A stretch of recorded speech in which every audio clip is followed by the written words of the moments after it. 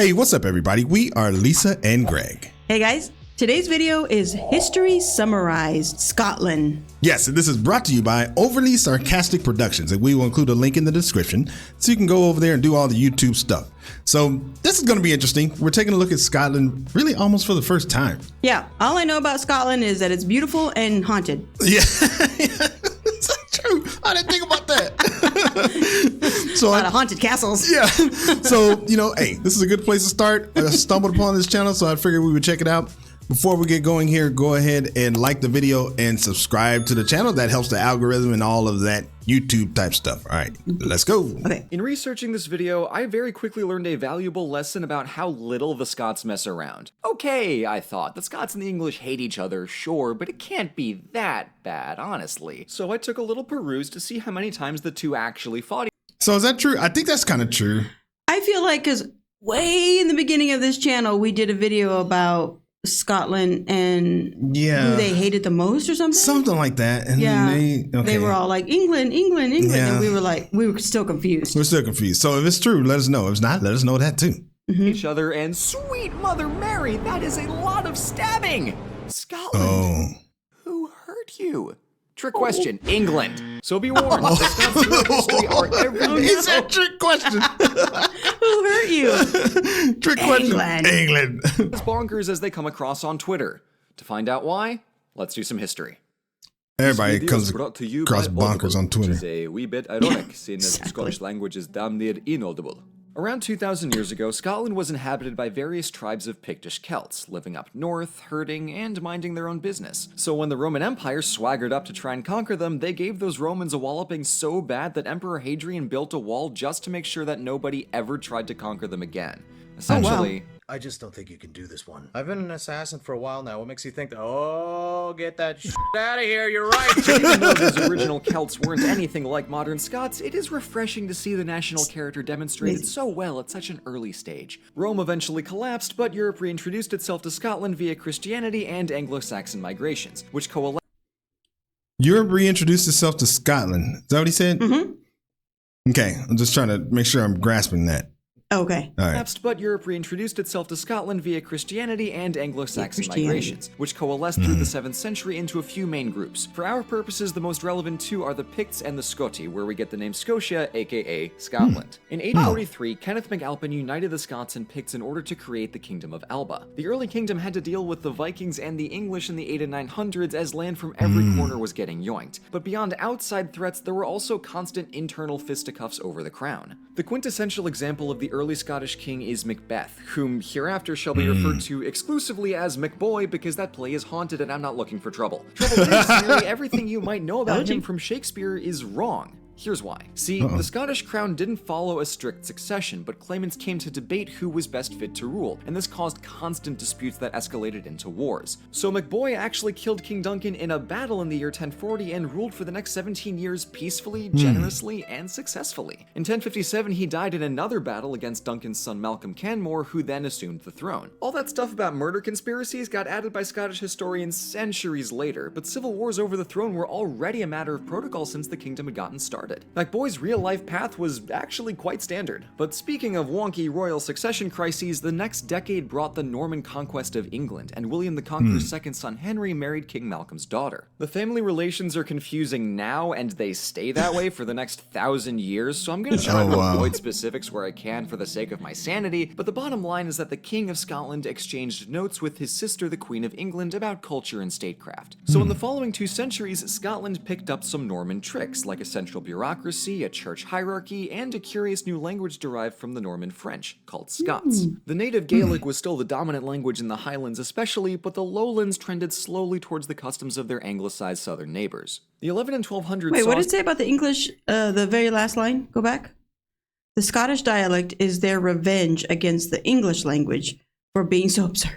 Okay.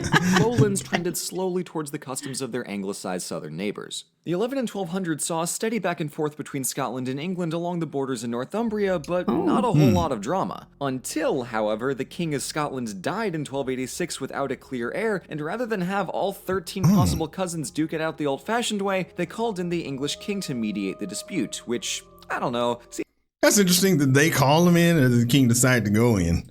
You know, none of us were there, but Take it out the old-fashioned way, they called in the English king to mediate the dispute, which, I don't know, seems like kind of a short-sighted and terrible idea. Unsurprisingly, King Edward installed the weakest, most pliable puppet who would let him treat Scotland like a vassal state. And when even that pushover got fed up with forfeiting Scottish land, paying tribute, and kneeling to English superiority, King Edward invaded Scotland, dethroned the king, and yoinked the Scottish coronation stone back to Westminster, dragging Scotland firmly under the English heel. This was frankly terrible, so the Scots duly rebelled against England under the command of the famous William Wallace, who won a victory at the Battle of Stirling Bridge in 1297, but lost horrendously at Falkirk the next year, and was later executed by England and paraded around Scotland in pieces. Quick fun fact, of the many reasons that the movie Braveheart sucks, the blue war paint that everybody's wearing is about 1,000 years out of style for the Scots. I mean, come on, that kind of anachronism is like dressing the cast of The Godfather in togas. It was after Wallace died that Robert the Bruce took up the mantle of Guardian of Scotland. He had to kill a rival claimant to earn his title, but he also earned an excommunication from the Pope because apparently murdering somebody in a church is impolite and a mortal sin. Pfft, whatever. He was... He said so much stuff I want to laugh at, but I don't want to pause it. I know. Which is impolite and a mortal sin. Whatever. He was defeated early by Edward in 1306 and went into hiding for a year. It says, nope. Yeah, not happening. Yeah. Before returning to win the Battle of Loudon Hill. From there, he stomped out local rivalries and united Scotland fully against the English at the decisive Battle of Bannockburn in 1314. Though the treaties weren't signed for another 15 years, Robert the Bruce won Scotland 3 centuries of independence in that battle. Quick OS pro tip, skip Braveheart, but watch The Outlaw King. It's better and way more accurate. So What? I like that guy. Oh, I thought you saw that movie. No, I like that actor though. Oh, okay. Pro tip, skip Braveheart, maybe we should but watch that. The Outlaw King. It's better and way more accurate. So having fulfilled his dreams for his kingdom, Robert died the next year, but this was exceptionally poor timing and really unfortunate in the long run because the throne passed to a series of useless kings from the House of Stuart for the next several decades. Through the 13 and 1400s, Scotland had no real leadership, so the local lords started throwing hands, or more accurately, claymores. In this case, the warring states were actually the dozens of clans scattered across the lowlands and highlands. Mercifully, England had just gotten sucked into the 100 Years' War with France, so Scotland was free to be its own antagonist the way God intended. And although the Stuart clan still held the crown, other families like the Douglas clan were regularly challenging them for land and power. Some progress came with King James I in 1406, who sent... That was a lot of clans that to be all fighting each other, all... as neighbors? Yeah, but you know, it's interesting. I mean, I know about clans, so I did play in a bagpipe band. So yeah, that's true. And so, but I don't know. I don't think I really. This gives some more perspective to it. That it's families, the history of it, and you know. Oh yeah. So I mean, I never really thought of that. I just thought it was a kilt, and you know, we wore certain kilts and things like that. So yeah, and they all had their own logos and colors. Yeah, but it's like family.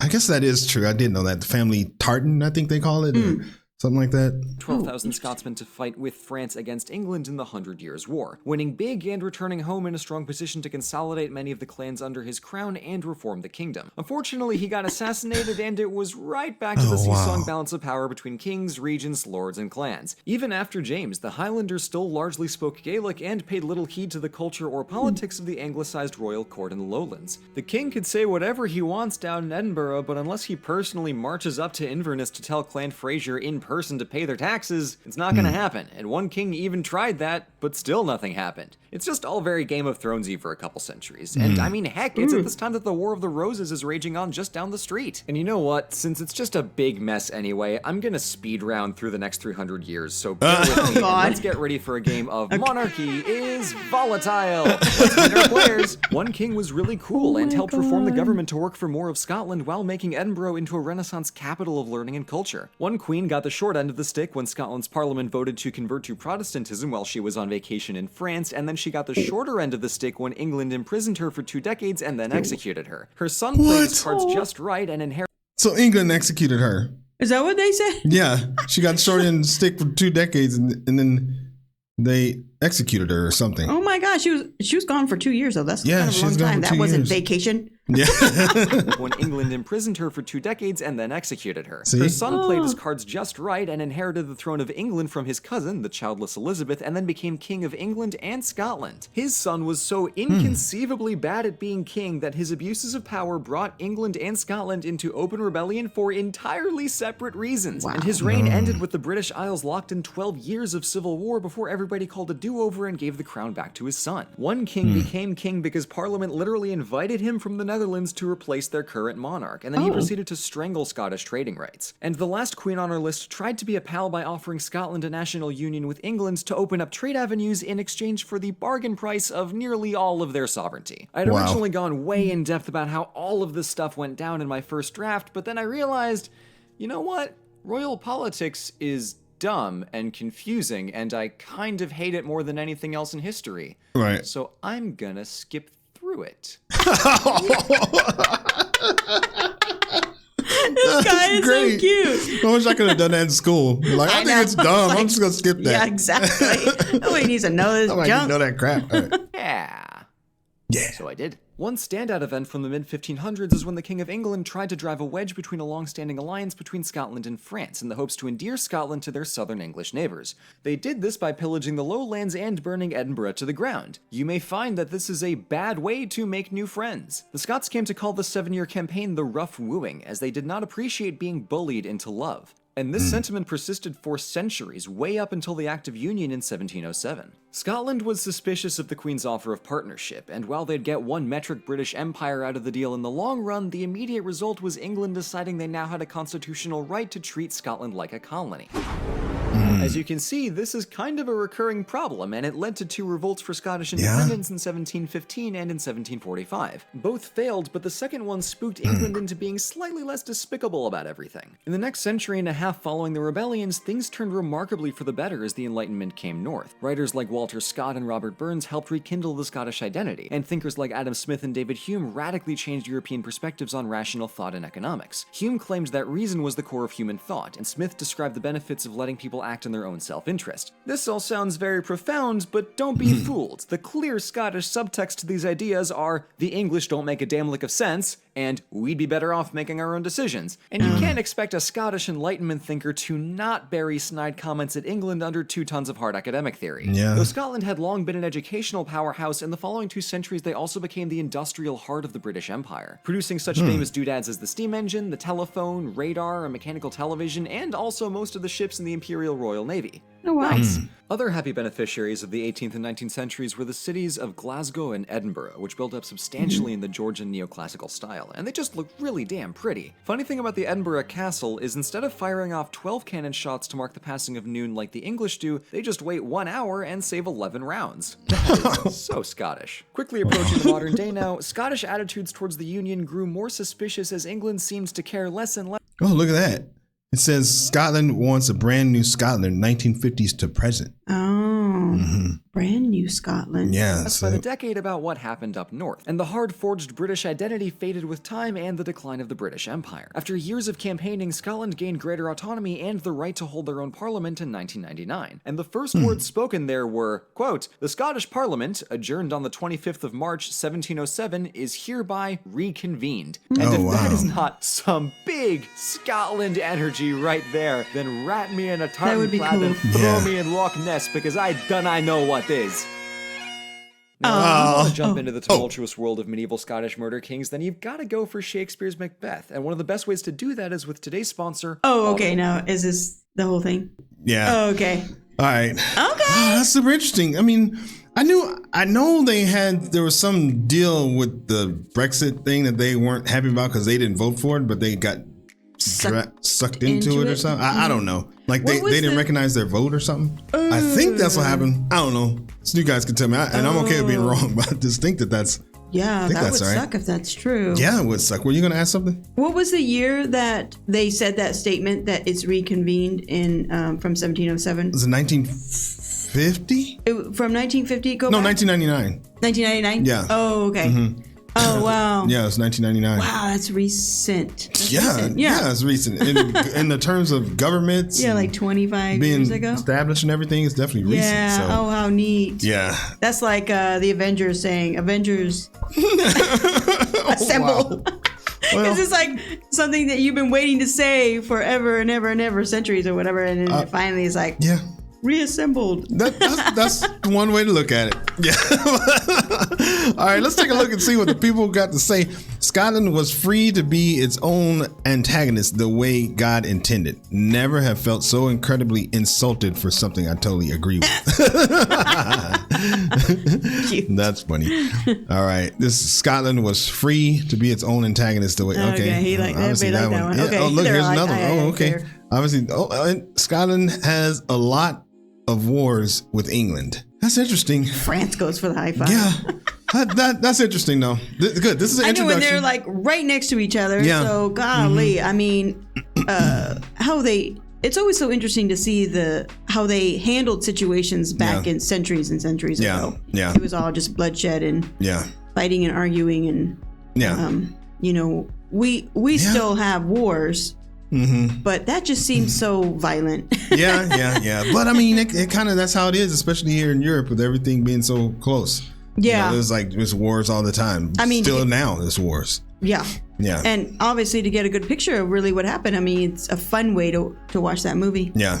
No, that's true. We might have to put that on our list. I know. All right. Well, this was a great video. We do have another channel if you're interested in German reactions with Greg and Lisa React Germany. Link is in the description. We have a Discord, which is blowing up right now. We got like 125 people over there and everybody loves it. They talk and we wake up in the morning. It's like, oh, somebody was in here at 1 o'clock this morning.